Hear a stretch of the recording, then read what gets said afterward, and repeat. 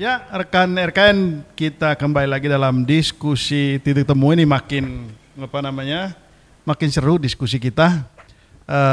Saya kembali lagi ke ini Bung Jeff. Siap. Jadi masih tadi melanjutkan penjelasan Bung Jeff sebelumnya tadi. Ini kalau melihat sebetulnya di mata relawan Ganjar yang lain ya, bagaimana melihat sosok Bung Noel ini dengan kontroversi yang dibuat? Ya, teman-teman, kalau saya boleh mewakili, melihat Noel itu pemain. Pemain. Ya. Jadi teman-teman yang lain bukan pemain gitu. Relawan yang lain bukan pemain. Kalau bicara relawan keseluruhannya, ya saya bisa petakan, cuman kan terlalu lama kalau saya petakan. Ada beberapa, ada. Tapi yang kontroversial benar-benar ya Bung Noel ini.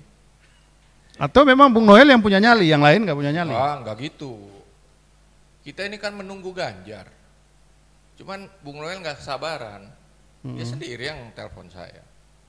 Kalau dia tidak bisa diterima sama Ganjar, disitulah kekecewaan dia. Oh jadi ini menarik ini. Jadi Bung Noel ini kecewa karena nggak diterima Ganjar, lalu kemudian bubar. Dia sendiri yang mengatakan Bung Noel dan teman-temannya yang dari Tawangmangu mau bertemu Ganjar, tapi ditolak. Kan nggak mungkin kalau lihat track record teman-teman semua relawan, tidak ada satupun yang merapat ke Ganjar. Silakan buktikan, tidak ada. Saya pun tidak pernah. Saya menunggu ketuk palu Ganjar presidenku. Bukti nggak? Ya. Silakan. Ganjar itu ketemu Ganjar. Ada fotonya nih, lengkap.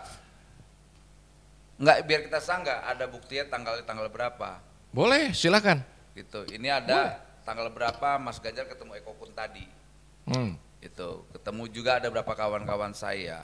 Artinya tak usah kayak begitu-gitulah. Artinya itu kan tudingan-tudingan yang sebetulnya akan menjadi backfire buat sahabat saya nih si Jeffrey. Atas dia narasikan soal saya karena nggak mau ketemu Ganjar Tawangmangu. Saya emang tidak pernah mau. Ini ada saksinya kawan-kawan Solo Raya yang minta saya ketemu Ganjar itu bukan saya nggak mau. Gitu. Pertama saya nggak mau, kedua yang minta itu ya sebetulnya timnya Ganjar juga. Itu saya udah masuk tol, bukan udah masuk tol, udah balik ke Jakarta, Bang, Mas Ganjar ada, tolong dong Mas Noel balik. Saya udah kagak mau, saya bilang. Tapi kan bahasanya waktu itu kan bilangnya, gua mau ketemu Ganjar. Ya memang, karena kan ini bos, ini bahasa etika. Kita harus belajar etik soal bagaimana menyampaikan komunikasi. Gitu. Karena saya kebetulan ambil jurusan komunikasi, tentang etik itu penting. Kalau seandainya kita ngomong soal yang lain-lain, itu akan lebih parah. Kan kita coba untuk menghargai Mas Ganjar, saya bicara menyampaikan hal yang sangat ideologis. Saya gugat cara berpikir Ganjar apa. Kalau mau saya menyampaikan yang lain, lebih parah nanti malah tidak baik ke Mas Ganjarnya. Kan saya coba untuk mencari, tapi ini lama-lama kan udah orang muak juga nih. Saya diserang terus, lama-lama gue buka nih, kata aja. Gitu loh. Itu akan membuat malu Ganjar. Jangan paksa kita terus dengan narasi-narasi atau diksi-diksi yang sebetulnya membuat kita muntah gitu. Kalau saya sih selama masih normal pernyataannya akan saya jawab dengan normal. Tapi kalau udah di luar tidak normal, ya saya juga punya argumentasi yang bisa membuat orang itu akan nyungsep, kasihan. Karena apa yang saya lakukan tuh berbasis bukti dan saksi, bukan berbasis katanya, nggak bisa begitu, gitu. Nah, itu malah tidak mengedukasi. Oke, saya ke Bung Jeff. Memang ada semacam kode etik atau apa gitu di relawan Ganjar, nggak boleh ketemu Ganjar gitu? Tidak ada kode etik, tapi kita semua paham. Tanpa kita komando, kita semua paham. Bukankah justru relawan atau siapapun kelompok yang mau mendukung seseorang itu harus ketemu dan harus berdiskusi dengan orang yang didukung. Betul, ketika sudah dicapreskan. Tapi kalau dia posisinya masih gubernur, kok kita bicara capres, copras, capres. Iya. Ya tapi kan teman-teman ini kan mau jadi relawan kan untuk dia jadi ini kan, jadi capres kan. Kalau saya bicara flashback ke Jokowi, sama kondisinya, Ganjar dengan Jokowi.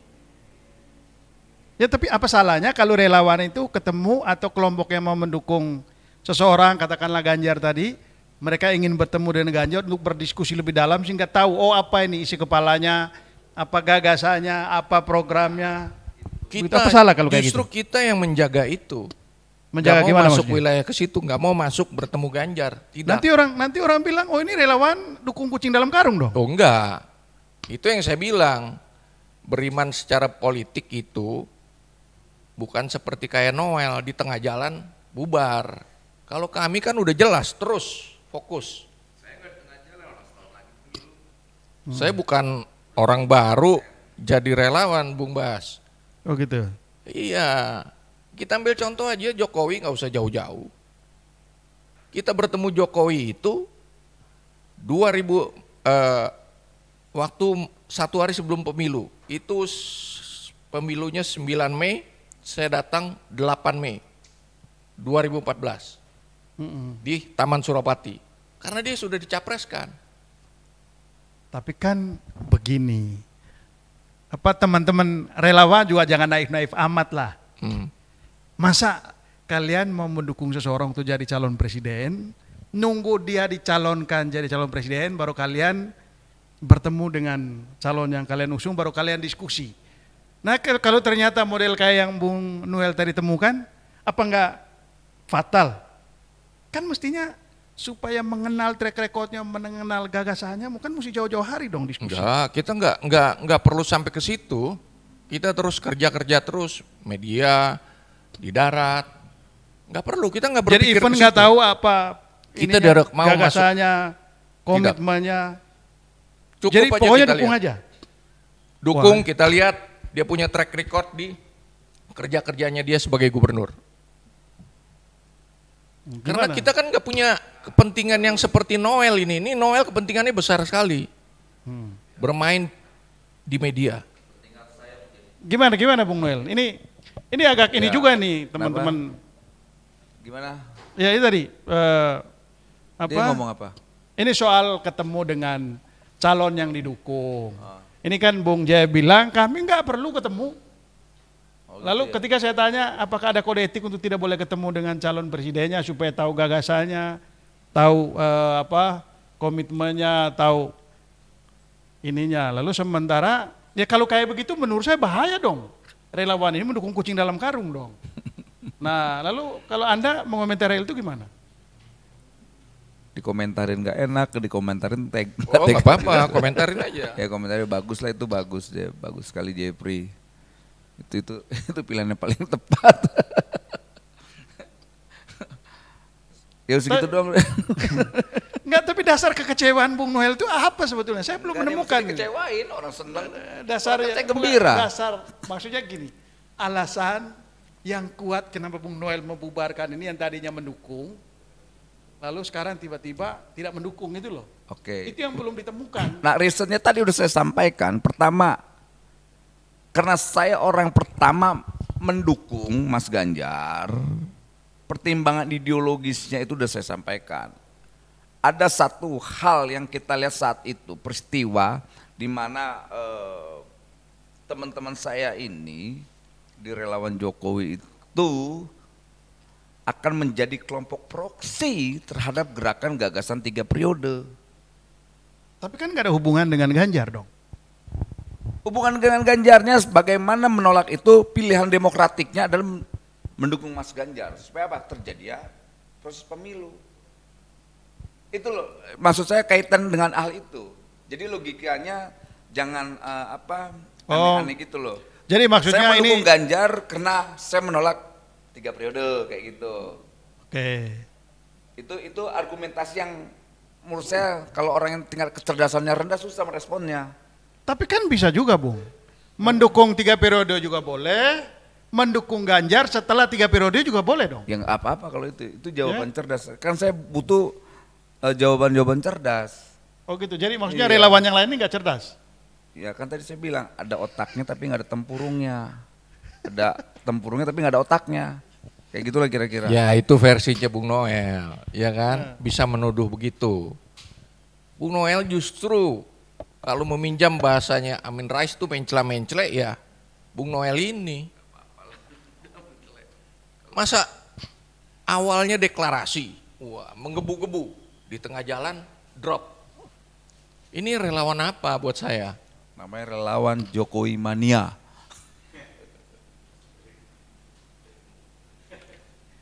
Jadi Ya pemain. pemain. Tapi Bung Jeff ini belum menjelaskan ini kalau Bung Noel ini pemain, itu dia pemain apa? Lalu dia bermainnya seperti apa? Tapi tahan dulu, kita break dulu setelah yang satu ini.